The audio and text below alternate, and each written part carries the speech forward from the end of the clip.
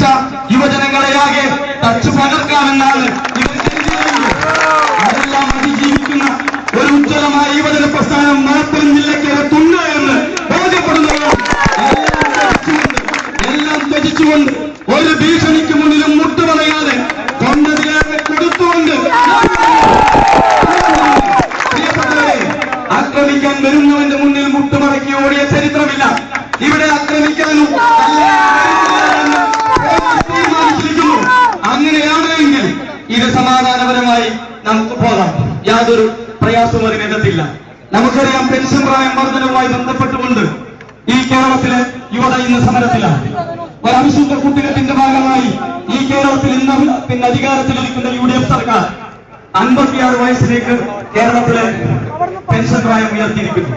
കേരളത്തിലെ പെൻഷൻ പ്രായം 56 വയസ്സിലേക്ക് ഉയർത്തിയതിനു മുമ്പ് കേരളത്തിലെ യുവജന സംഘടനകളുടെ മുഴുവൻ നേതാക്കന്മാരെയും വിളിച്ചിരുത്തിക്കൊണ്ട് കൃത്യമായ ചർച്ച നടത്തി ആവശ്യമായ തീരുമാനങ്ങൾ എടുക്കൂ എന്നാണ് ഇന്ന് മാധ്യമങ്ങളും അതുപോലെ തന്നെ കുറെ ആളുകളും പ്രചരിപ്പിക്കുന്ന ജനകീയ മുഖ്യമന്ത്രി എന്ന് പറയുന്ന ഉമ്മൻചാണ്ടി ഈ കേരളത്തിലെ ചെറുപ്പക്കാരോട് വാക്ക് നൽകിയത്.